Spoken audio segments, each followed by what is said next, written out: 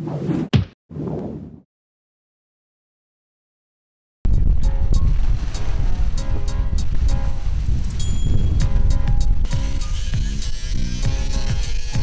Volvo Ocean Race 2012 a commencé de façon dramatique lorsqu'Abu Dhabi dématait la première nuit, en pleine tempête après le départ d'Alicante.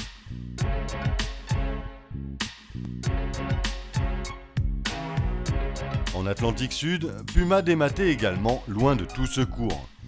C'était le début de l'une des histoires les plus incroyables de la course, le bateau américain ayant trouvé refuge à Tristan da Cunha, une île perdue dans l'Atlantique Sud. Alors qu'il menait la deuxième étape, Team Sanya a également subi des avaries sur son gréement. Le bateau chinois avait été contraint de s'arrêter à Madagascar pour que l'équipe technique puisse effectuer les réparations.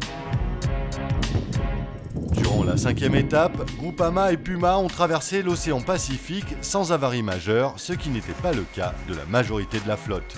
Les deux bateaux naviguaient au contact le long de la côte argentine depuis plusieurs jours. Ils se battaient pour la première place.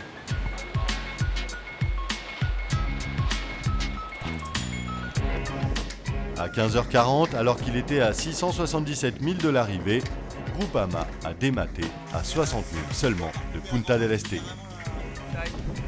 Just heading upwind on the G2 in about 18 knots of wind, and I was in my bunk at the time and just heard a bit of a crash. Next thing we heard a very large bang, very loud bang, and in slow motion just saw the mast fall over the side.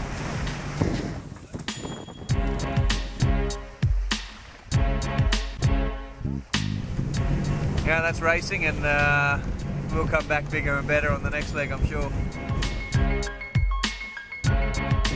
On a suspendu notre course au point du dématage. On est en train d'aller à Punta del Este, essayer de continuer la course jusqu'à Itajaí en imaginant de mettre un gréement de fortune à Punta del Este ou essayer d'arriver troisième encore. C'est un bel espoir.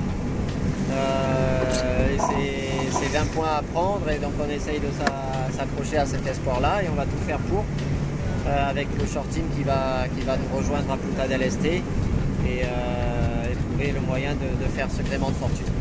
Cette dernière avarie sur la Volvo Ocean Race a poussé Knut Frostad, le directeur de la Volvo Ocean Race, à faire la déclaration suivante. Well, I think the race's reputation is to be, always has been to be the most challenging and toughest offshore race in the world, and certainly this race has been no different.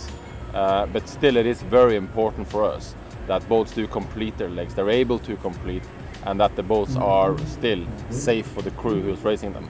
And that is absolutely important to us. So we will keep that in mind when we make our decisions about the future, absolutely. Alors que Groupama étudie la possibilité de mettre un gréement de fortune à Punta del Este pour assurer un podium sur cette étape, Puma et Telefonica se battent toujours en tête de la course pour la première place. Vous pouvez suivre la fin de l'étape sur www.volvooceanrace.com et sur volvooceanracelorient.com.